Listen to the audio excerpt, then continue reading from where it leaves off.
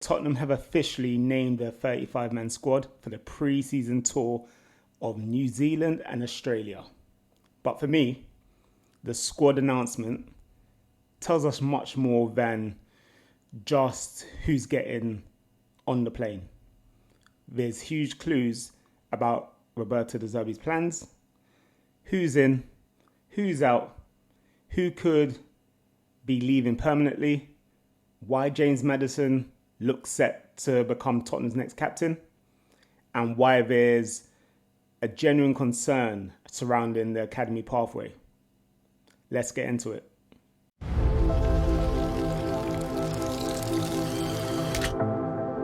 We are back, baby. We are back. So, the tour squad tells us everything. So, this isn't just a pre-season squad. This is the first real indication of who Roberto De Zerbi sees as part of his project. 35 players have travelled. Some names were expected, some weren't. The biggest absentees are Vicario, Mateus, Rodrigo Bentancur, Pedro Porro, Christian Romero, Marcus Senesi, Jed Spence. Now, some of these are completely understandable. Players like Porro, Romero, Bentancur have only just finished the World Cup. They deserve the break. But Vicario and Sarr stand out. Vicario has officially been ruled out with a minor knock. However, when you've already signed Martin de Braca, when Antonin Kingsley starts against MK Dons, when Vicario doesn't travel, it naturally raises questions over his future. The same applies to Pat Mateus. There continues to be uncertainty surrounding where he fits in the new look midfield. So keep an eye on both situations. Now, we move on to Phillips and Dorrington. Another thing that's caught my attention is Ashley Phillips and Alfie Dorrington haven't travelled. So Phillips continues to attract interest from Middlesbrough. Reports suggest Borough would prefer a permanent transfer. Dorrington, however, is in discussions with a Polish side called Pogoń Szczecin. Apologies for butchering the name. If those moves don't happen, then who knows what could happen for them. Maybe they might end up featuring with the under-21s. Maybe they might get sent on the tour late. Who knows? I doubt they'll be sent on the tour late, but maybe they might have some game times with the under-21s. So, with this, development is everything. But it goes to what we've talked about before previously. If there's talent in the squad that is not necessarily playing, getting first team minutes, or there's not potential in the first team for them to move up right now, then we have to look at other factors. Now, the big story, what's been released by Sizzy. So according to Sizzy, James Maddison is expected to become Tottenham's new captain. Official confirmation is expected after Christian Romero's departure. Now, personally, for me, it makes sense. He's an experienced player. He's played for England. He's played at Leicester. He's played at Norwich. Played a lot of Premier League football. He's respected in the dressing room. He's vocal. He understands the standards required to play Premier League football and the standards that we need to reach. And he's a top leader. The only question now is, can he stay fit enough? James Maddison, he's, for me, I don't know him personally, but the impression I get from him, especially from, of late for the past 7-8 months, where he's recorded his own YouTube videos and stuff like that about his injuries and stuff like that. You start to delve into the type of character he is. He's a family man, and I think he will bring the squad together. And even if he is injured, I think he's going to have a heavy say in terms of, not not allowing the squad to give up without a fight. I think he'll be very vocal in terms of the dressing room. So this is, news that we obviously, I think there's a lot of people out there who would have liked James Maddison. Some even put the name up of Pedro Porro. I wouldn't be surprised if Pedro Porro's, gets put into that leadership group or even becomes an assistant a vice captain. It all makes sense. You want to have the right people who can help support to lead the group on the pitch and off the pitch, but also be another pair of eyes for the management as well. So, yeah, let's stay posted on that news, and massively look forward to James Maddison leading us into the new season. So, George Sessions, George Sessions, there we go. He's made some real important and interesting comments or points, should I say, on the last word on Spurs. So his biggest message was Tottenham are building something. The club believes consistent Champions League qualification will allow Spurs to recruit elite players every single summer. That's exactly what we've started to see in terms of Tonali, Mateus, Fernandes, Jan-Paul Van Heck, Andy Robertson. This is a different caliber of recruitment, but Sessions also raised the concern about many supporters have, the academy pathway. He revealed academy players, parents, and academy coaches are all worried about opportunities reaching the first team. It's understandable. In such a short space of time, we've seen Walsh, Lancashire, Alfie Devine, Teenan Thompson all leave. And we've been conditioned in a way in previous years. We would just keep a player on, keep loaning them out, renew the contract, loan them out. They might feature in the League Cup, they might feature in the FA Cup, etc. But it didn't really lead to a pathway. It just led to, okay, you featured a few times in the first team. And then it got to the point where some players, they got released on a free, or they got sold at minimal cost. So, football is a game, especially, myself as a coach. Football is difficult, especially it takes its toll on your mental health, etc. And, we have to make sure that we're looking after these players. So if it's a case of there is players in there where there's actual real hope of them trying to make it through to the first team, which again, like I've always specified, the percentage is low, then those ones will probably get the opportunity. But the ones who are not getting the opportunity, they're going to probably make their case by going out on loan and then, showing themselves off to a wider audience, like we've seen with, for example, Ashley Phillips. He's been on loan at Stoke. He took up the captain's armband at Stoke, and now Middlesbrough are interested in signing him. So, loans are there to obviously, one, massively help develop the player, potentially bring up the player value, expose them to first team football. But if they don't get first team football at their parent club, then it means that they're going to hopefully get first team football at the club that they were previously on loan to, or a club in and around that circle. So, if there's not a pathway for these players, then to a certain degree, we have to keep them moving on and allow them to develop, allow them to blossom. And again, in years to come, maybe we might go back in for them.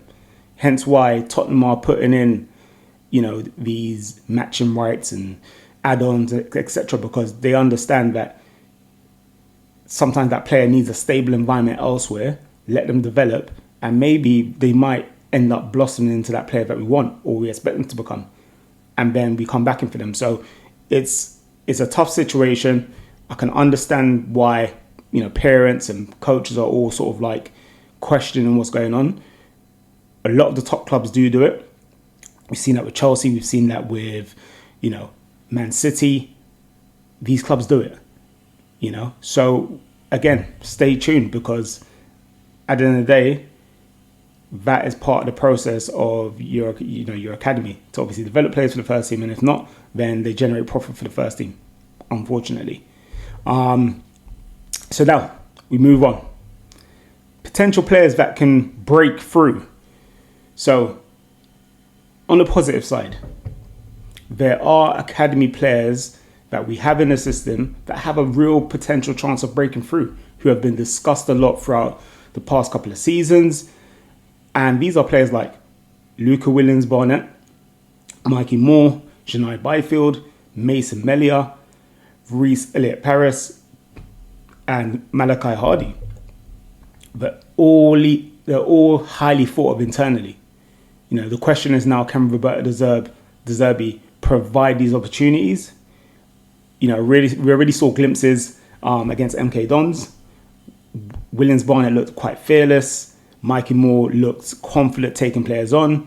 Rio impressed with his versatility. Now, this is where the tour becomes massive for youngsters, because now if they're exposed to those minutes, it could lead to, obviously, again, we rethink about who they're loaned to, or they get those minutes in the first team. They stay with the first team and they start being included in the squad. And when we, obviously, as a Tottenham fan, when we want young players included in the team, we don't necessarily mean, they need to be starting, etc. But, they're included in the team. They're getting, 5, 10 minutes, 15 minutes here or there, and this is why it's very important for us. It is very important for us to get our first team back.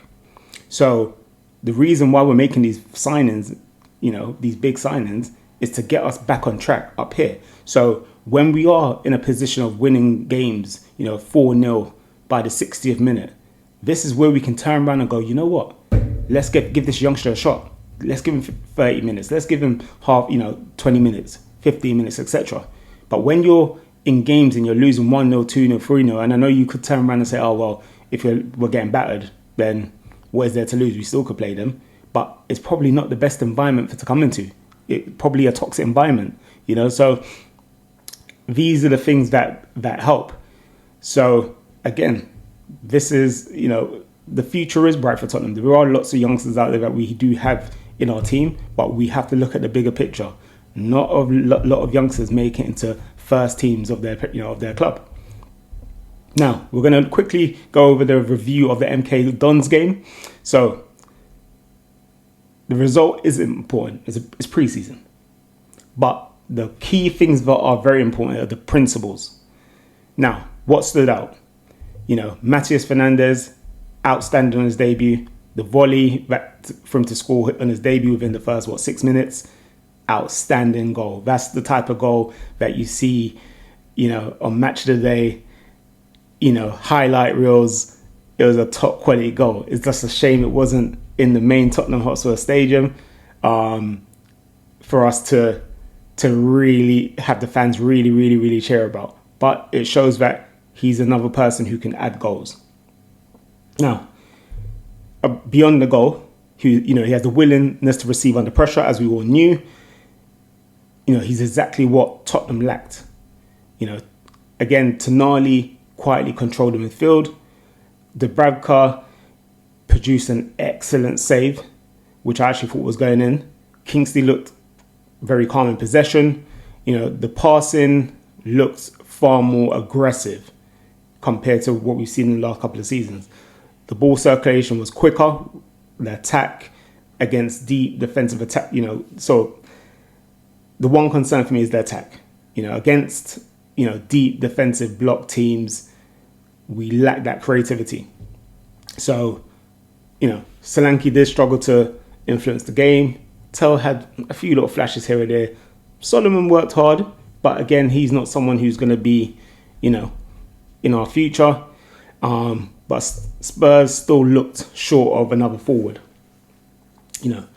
that's able to unlock, compact defences. That remains an area I do expect Tottenham to strengthen before the window closes. So, again, like I said, it's not about the result. It's about the principles that De Zerbi's setting out for our team and how the team obviously react to that. And so far, first friendly, obviously, is MK Dons League One. Great start. we obviously move on to we move on to the tour. The players, I think they're traveling out today to New Zealand, and we will play our first game over there on the weekend. I think it's on Sunday morning for us. So again, that would look good. So finally, we are linked with another, drum roll please, another winger. So you can see for this, again, we've strengthened goalkeeping section, we've strengthened our back line, we've strengthened the centre part of midfield, but you can see we are now really trying to hone in on those attacking areas, especially, the wings. Now, Tottenham are linked with a young man called Karim Alabejovic. He's 18 years old. He's comfortable as a winger. He can play as a number 10. Good striking ability. Strong technically. Had an outstanding season. Then he followed up with that with an impressive World Cup for Bosnia. He's the exact sort of young profile you expect Tottenham to target, basically. Whether anything develops from this, we'll have to wait and see. But it just shows you that we are linked with wingers because, we need to build up the strength and depth in that area, but the type of wingers that we're being linked to are technical wingers, fast wingers, wingers who are very good in 1v1 situations. They're going to create goal scoring opportunities and obviously add to it in terms of scoring themselves, etc. So again, let's keep our fingers crossed for the Savinho deal to hopefully go through at some point once City sort themselves out with a replacement winger, and we can obviously hopefully add to the forward line. Now, overall, I think this squad announcement gives us our biggest insight into De Zerbi's thinking. The hierarchy appears to be forming competitions for places to increase. The academy is entering a fascinating period, and generally, I believe this tour will tell us far more than the MK Don's game could really. So now I want to hear from you guys. Who impressed you most in the MK Don's game? It could be obviously an established first team player. It could be one of the young, the potential youngsters from our academy. It could be one of the new signings. Should James Maddison become Tottenham Hotspur's captain? And which academy player do you think is closest to becoming a first team regular? So drop your thoughts in the comment section. If you've enjoyed today's video, please don't forget, subscribe to the Tottenham Lens and turn on the notification so you never miss a Tottenham content. Okay? And as always, come on you Spurs.